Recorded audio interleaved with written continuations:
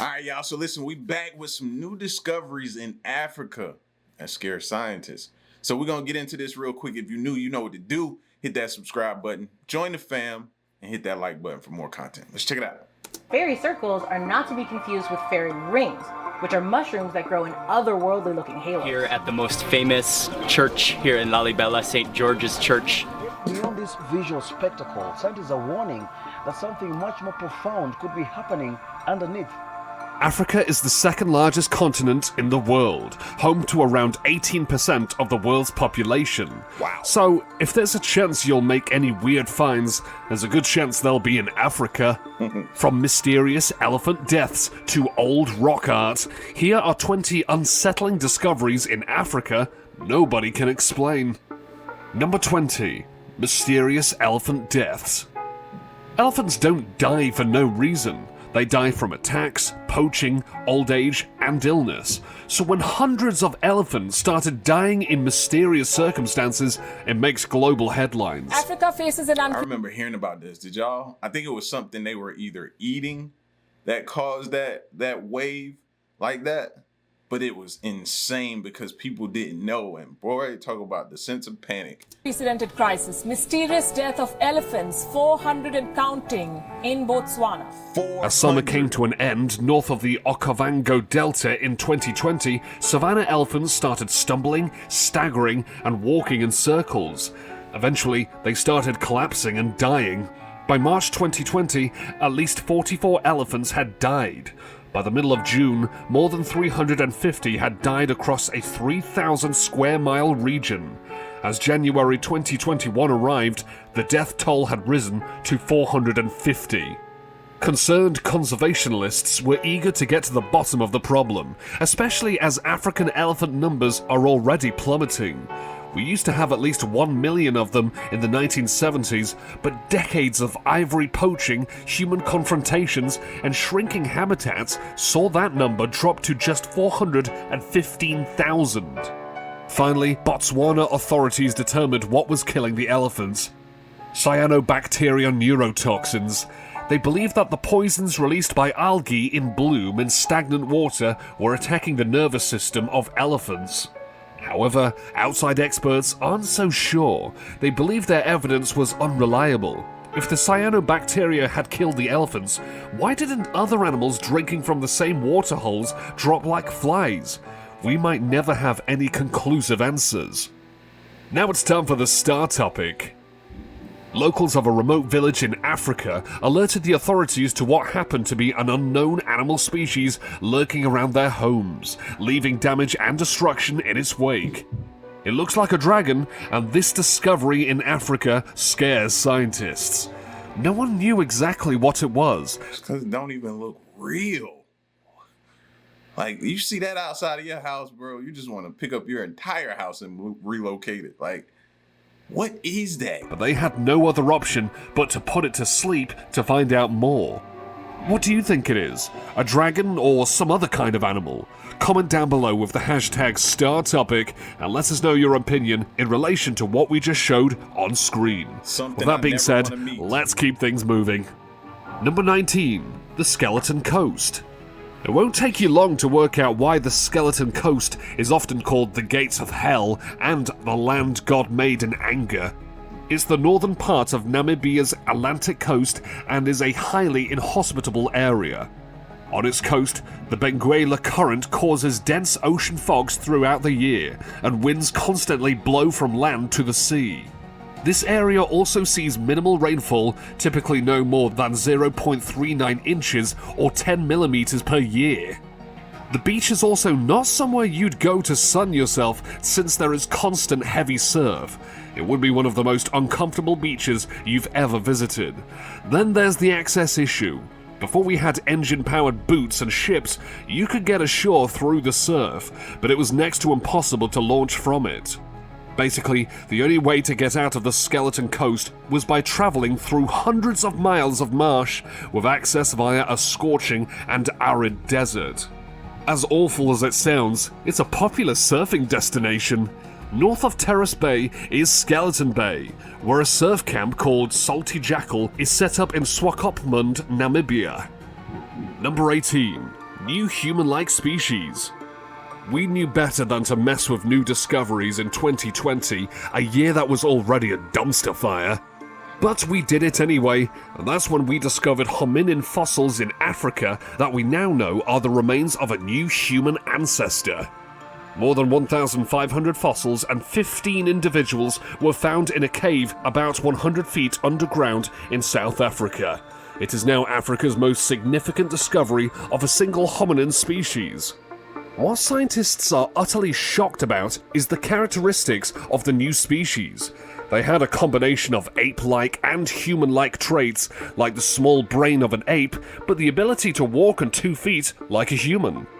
The wrist and finger bones were also more like ours, but the fingers were curved, indicating that they might have been able to climb trees like primates. Their lower limbs and feet appear to be adapted to walking too. Scientists think that the DNA is between 2% and 19% modern West African, with interbreeding happening around 43,000 years ago. They believe that ancestors of modern West Africans interbred with other archaic humans that we haven't yet discovered. Number 17. Really? Giraffes with crooked necks. Really? As we all That's the first time I've ever heard them say we've interbred with something. You know, we've always made the comparison to them, but now to say we interbred with something, wow. know, giraffes have incredibly long necks. They need their long necks to reach foliage, to eat, and even compete with other animals. The necks of most giraffes are about 6 feet long and weigh about 600 pounds. And even though they are so long, they only have 7 vertebrae in them, just like us. We know the ins and outs of the average giraffe neck, so when we see one that's a little different, we just know there's something wrong. Philip Briggs from Amboseli in Kenya was visiting the Chayulu Hills in southeastern Kenya when he noticed a fully grown giraffe with a massive kink in its neck. It seemed unbothered by its unusual feature, even though its neck was truly bent out of shape. It's unknown why the elephant had a bent neck, but it might have sustained an injury at a young age or developed a scoliosis condition. However, this giraffe isn't the only one with a bent neck. Amali, a 5-year-old giraffe, developed a crick in her neck when being transported from the wild park in Ohio to Tulsa Zoo in Oklahoma. Zoo staff feared the strange crick might never be cured, but they didn't think she was in any pain and hoped it would heal itself naturally. She was able to walk, eat, and move naturally. However, later reports revealed that she had died. She sustained a broken growth plate in her neck, causing damage to her vertebrae. She died not long after being sedated for an X-ray. Number 16. Half human, half dog. A lot of weird and wonderful things have been discovered in South Africa, but an alleged half human, half dog is definitely more on the weird side of the spectrum. Someone captured footage in 2017 showing animals running down a track. There were about 3 in total, and 2 of them were 100% dogs. But the third one? Well, most people aren't sure. It kind of looked like a dog, but it also looked more like a human bent down to run on their hands and feet. It was seen running around Limpopo on multiple occasions, and many residents in the area had reported seeing it. The general consensus was that it was half human, half dog. But how could that be possible? Surely it's just a dog with a health problem. But this sighting isn't the first, and it probably won't be the last. In 2021, a man said he had been terrified for a month after being stalked by a half-human, half-dog monster in the Australian outback. The man who gave the name John was fishing in the bush when he saw the creature stalking him from the riverbank. He took the photo of it and spoke to a few people, and they all thought it was a dog man. Prior to his experience, stories of a half-human, half-dog dated back to 1887 in the US state of Michigan. Number 15. African rock art. These days, we use pens and paper when we want to draw on something, but thousands of years ago, the earliest inhabitants of our world just etched their pictures onto rocks. In Africa, there are believed to be more than 100,000 prehistoric rock paintings, some of which are up to 27,000 years old. Sadly, many of them exposed to the elements might soon be lost forever, so research teams from universities are trying to find and catalogue them so we at least have a record of their existence. So far, they've documented about 3,000 of them. Some of the rock art is believed to be the oldest religious paintings in the world. At first, researchers thought the paintings were nothing more than scribbles by primitive people, kind of like how we doodle on paper for the sake of it. But in more recent years, they believe they represent their worldviews and faiths. I think it goes a little beyond that. What if those were warnings to other people that if you come here, this is how they warn you for something? You know, we have signs, keep out, you know what I mean? Danger of this, caution, the moose crossing the street or whatever it is. You know what I mean? Deer crossing here, stuff like that. What if that was their way of warning other tribes and different things? You know, it just might not always necessarily be just them just being creative, just doodling, or them just passing the time or something like that. That could have been a warning. Is running out to find more about them, and we're now using 3D laser scans and ultra-high resolution photography to create virtual copies. We can then continue researching them and finding out more about primitive people and their ways of life in the future. Number 14. Diamond Rush. When a herdman dug up a stone believed to be a diamond or a quartz crystal in an open field in Kwalathi, South Africa in 2021, he inadvertently started a diamond rush. After the man put out the word to villagers, people traveled from far and wide in search of diamonds. That's why you gotta try your best to keep that stuff quiet. That's why people try to accept their lottery wins in a mask or anonymous and have somebody go get it or something like that, man. You gotta try to keep that quiet. Believe that more than 1,000 people descended in Kwalathi in the KwaZulu-Natal province of South Africa, eager to secure some for themselves. According to one digger who discovered a handful of the small stones, it was a life changer for many. He said their lives would change because no one had a proper job. Instead, they performed odd jobs. The father of two said his family was overjoyed when he returned home with his find. Another man who was unemployed said he had never seen or touched a diamond in his life, and his first time was in this open field. According to the mines department, geological and mining experts were being sent to the site to conduct an analysis and collect samples. The provincial government also told everyone to leave the site so they could run a proper investigation. They also had fears that the many people digging could be spreading COVID-19. Soon after finding the stones, people were already selling them for between 100 and 300 rand, which is about, in US dollars, $5.53 to $16.59. Wow. Number 13. Wow. The Great African Sea Forest. The Great African Sea Forest is something truly magical. It's a huge forest of giant bamboo kelp, and the only forest of giant bamboo kelp. It stretches from the shores of Cape Town for more than 600 miles to Namibia's coastline. Kelp is a type of algae, and both split fan kelp and sea bamboo form the underwater canopy of the Great African Sea Forest. Most of this kelp can be seen from the shoreline, with the split fan kelp growing up to around 10 feet tall and the sea bamboo reaching heights of up to 55 feet. Unlike other kelp forests that appear to be moving, shrinking, and even disappearing, this one seems to be thriving. It's a healthy and functional ecosystem and is home to many exciting sea creatures. The Great African Sea Forest has many benefits for the area, including home shelter, feeding, and nursing for thousands of species, ocean regenerating properties, and CO2 reduction. The kelp also protects the coastline from rising seas and storm surges. However, like all natural ecosystems, this one is under pressure. Ocean mining, poaching, plastic pollution, chemical waste, climate change, overfishing, and a general lack of knowledge and awareness all put this beautiful kelp forest at risk. Number 12. Wow, a lot of that stuff was pointed at us. We always know how to mess something up, don't we? 12. Klerksdorp Sphere. Klerksdorp Spheres are certainly unusual.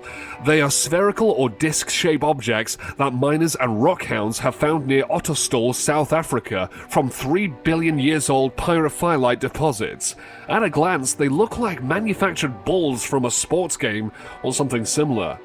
Such is their uniqueness that many pseudoscientists and reporters have concluded that they are out-of-place artifacts made by intelligent beings. Except that they are not. Geologists believe that they have been formed from natural processes. The spheres are generally between 0.20 to 3.94 inches in diameter and are either well-defined discs or flattened spheres. After investigations, it has been revealed that they consist of hematite or wollastonite with some hematite and goethite. Most of the spheres and discs found are reddy brown in color, and some are plain red or dusky red. Some also have well-defined grooves and ridges, and some appear to be harder than steel. Honestly, they kind of look like cricket balls, so it's bizarre that they're made in nature. Geologists say that they formed in volcanic sediments or ash, sometimes both. All grooves on them are also natural. Number 11. African Stonehenge. When we think of ancient artifacts and structures, we think of Stonehenge. After all, it's one of the most well-known prehistoric monuments dating back about 5,000 years. But did you know there's something much older than Stonehenge that kind of looks like it? It's sometimes called the African Stonehenge, but it's known as Nabta Playa. It's the very first astronomical site in the world and is believed to be much older than the actual Stonehenge at 7,000 years old. Nabta Playa is about 700 miles from the Great Pyramid of Giza and is the oldest stone circle in the world. Like many other structures, it would have been used as a calendar for the seasons and for celebration and sacrifice ceremonies. Scientists think cattle-worshipping nomadic people built Nabta Playa to mark the summer solstice and monsoon seasons. It was first discovered by chance by a nomadic Arab guide, Aida Marif, who came across large stone megaliths when crossing the Sahara. The remains of it were lying on the surface. At first, Aidi and the people he was with thought it was a natural formation, but excavations in the 1990s uncovered a circle of stones that seemed to mysteriously align with the stars. Later, the stone circle was found to have once aligned with Alpha Centauri, Sirius, and Arcturus. Some stones also seem to line up with the Orion constellation. Number 10. See, anytime I see these stones now, man, I often think either religion now, or I, in the beginning, thought religion. But now for me, it's either, you see a Stonehenge, it's either religion or some kind of way it has something to do with the cosmos. Like, it has something to do with that. There's no in-between for me anymore or anything else. Now, I think religion or something to do in space, and they were trying to align with. Eye of the Sahara. Nature is a wonderful thing, and if you don't believe me, just look at this Eye of the Sahara. It's also called the Richat structure, and is a huge symmetrical dome made of sedimentary and volcanic rock. The outermost... Let's see if they, because we were just talking about this now, let's see if they talk about it as being related to the lost city of Atlantis. Rings of the huge eye measure around 25 miles across, and it's visible from space. And we only know this because we learned about its existence for the first time from astronauts. It's an extremely remote location in Mauritania and was seen by 2 astronauts on the Gemini 4 mission who noticed it by accident. Since then, we've learnt a lot more about it and have even found stone tools on the site dating back around 1.7 million years. The area where the eye is located experiences persistent winds, which keep the area free from sand. As a result, the many layers of rock are constantly exposed. At first, scientists wonder whether it came to exist due to an asteroid impact, but they now believe it was geologic uplift. Such is its beauty and uniqueness that it is one of the first 100 geological heritage sites named by the International Union of Geological Sciences. Number 9. See, they mention nothing about that. You see why I say we gotta keep looking, we gotta keep going through things? Because somebody won't even mention that. We just watched a whole video where we just talked about it and went through Greek mythology and everything surrounding that eye. See? Fairy circles.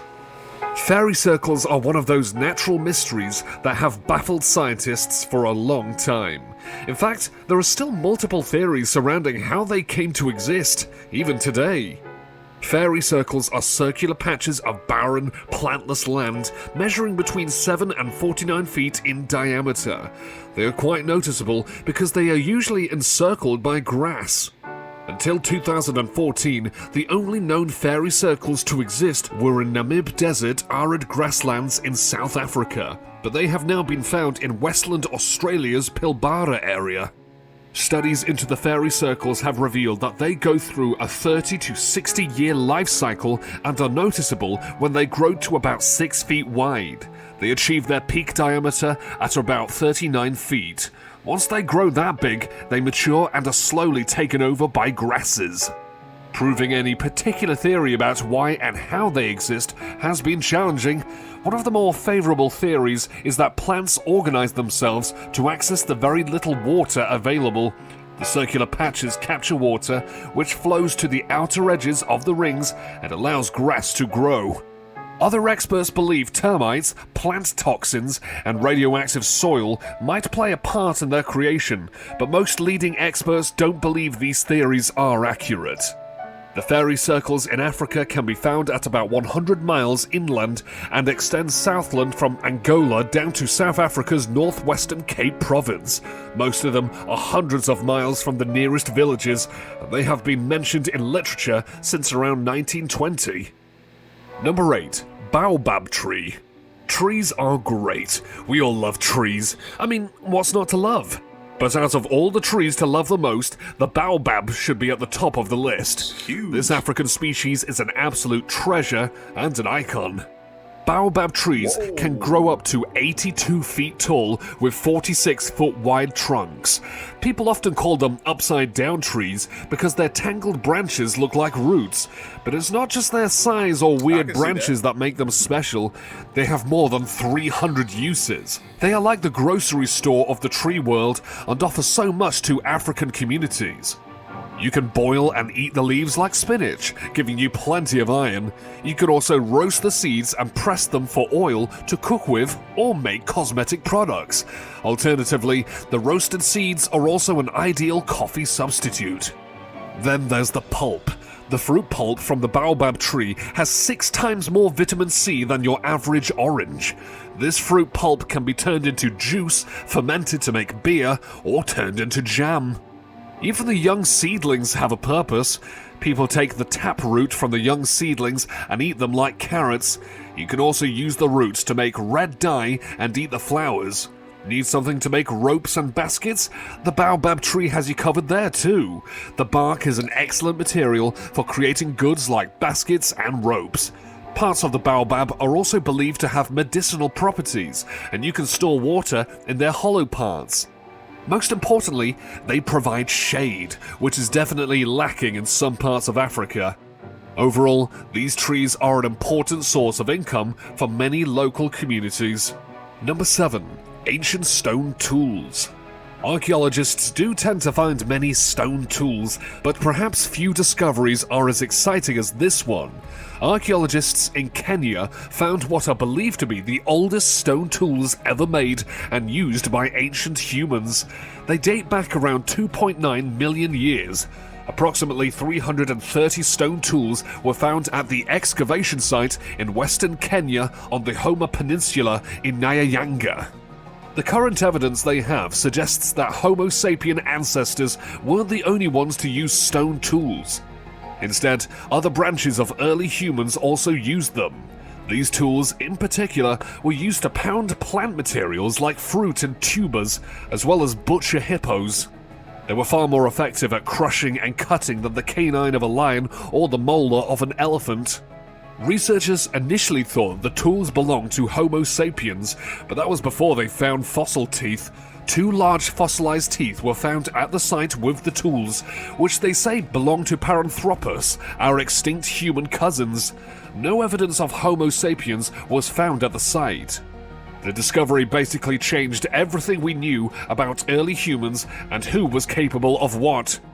We now can't be entirely sure who made the oldest tools. Number 6. Floating villages. The idea of a floating village seems bizarre. When most of us picture a floating village, it's something to do with a flood or other catastrophic natural disaster. But in Africa, they are pretty common. In fact, they are found all over West Africa, with the most notable ones being in Ghana, Nigeria, and Benin. When people live in areas with very little dry land, they simply build their houses on stilts above the water and do their business by boat. They don't have to worry about their homes washing away or collapsing because they're built up high. The largest floating village in Africa is called Ganvi in southern Benin. It's situated in the middle of Lake Nkowi and is home to around 45,000 people. Wow. But how did this all come about? Well, it depends on who you ask, but the general consensus is that the Tonifu people built the village more than 500 years ago. Before this time, they lived on land and fled to the lake while trying to escape the Dahomey Kingdom's powerful Fon tribe. This tribe was capturing and selling smaller, weaker tribes into slavery.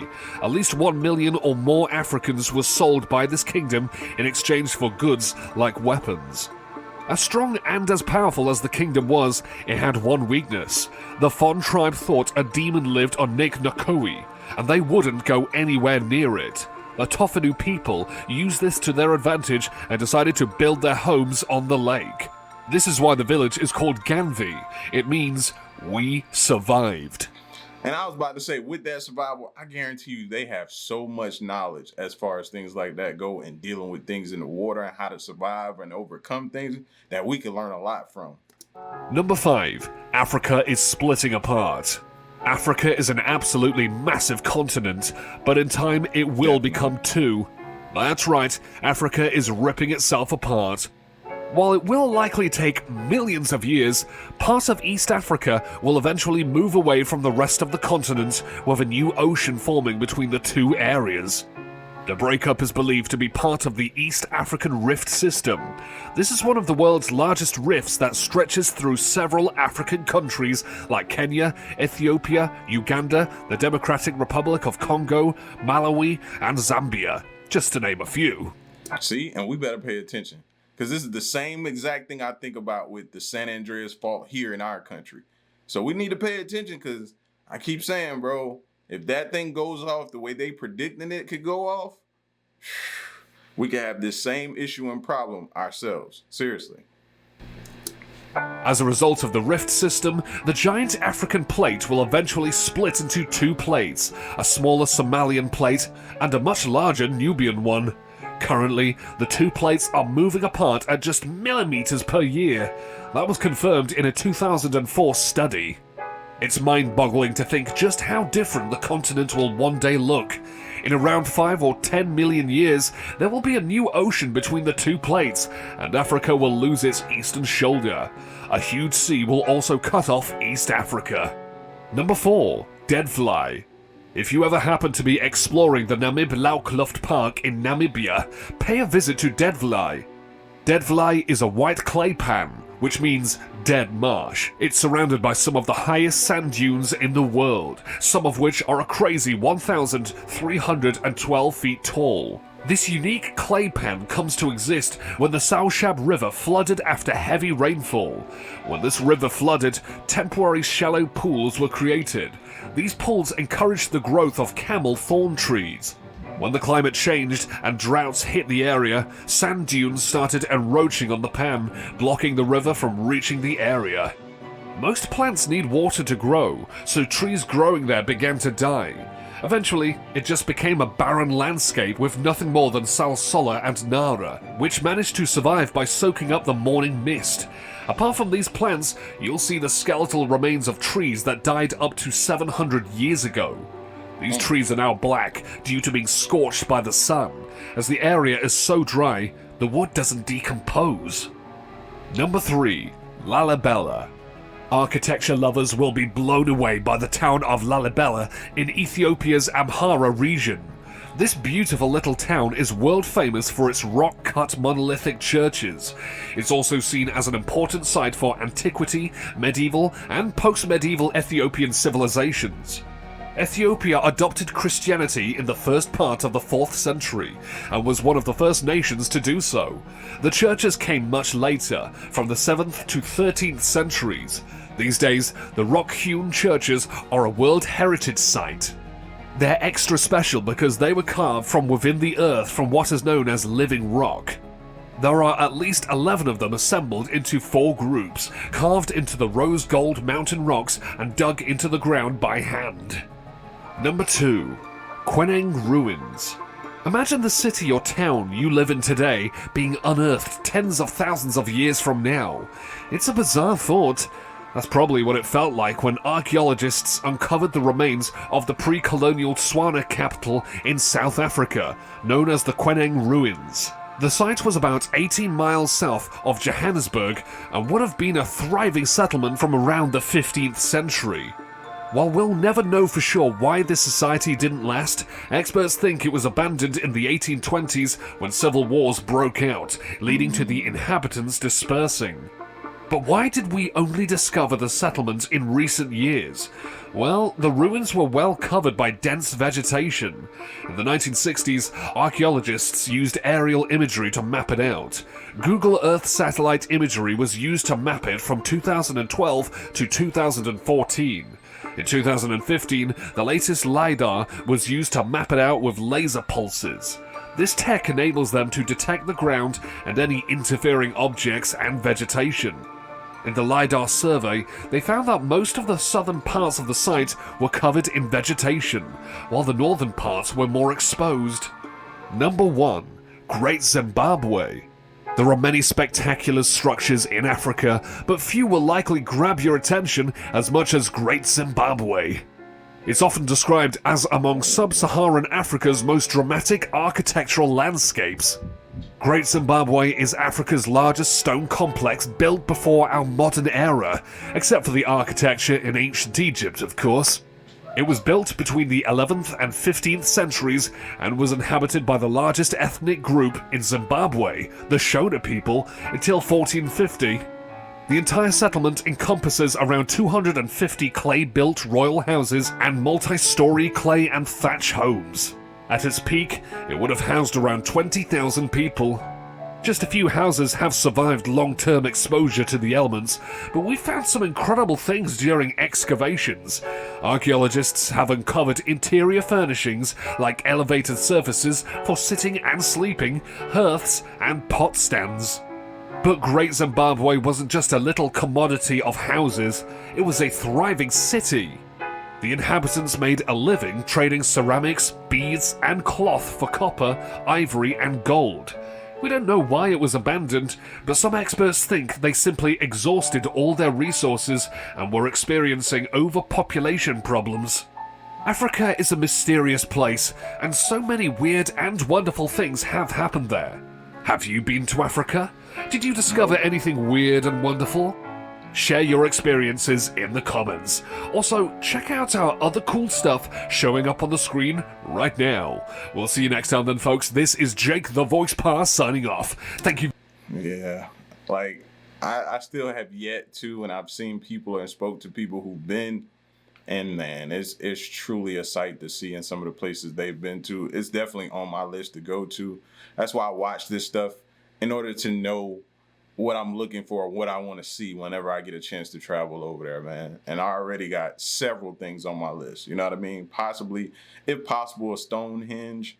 I don't know about the civilization living on water, man. You know what I mean? I don't want to feel like you're coming off as disrespectful or anything like that. I want to respect that and them and not do anything to jeopardize that, you know, because you got to be careful when you try to impose yourself on some of these civilizations and tribes. They may see you as a threat and I don't know if that's the case with them, just using other examples, but they may see that as a threat because you may bring potential sickness and things like that. So I want to learn more about it. So that's what this does for me, is kind of just, you know what I mean, submerge myself piece by piece into the culture.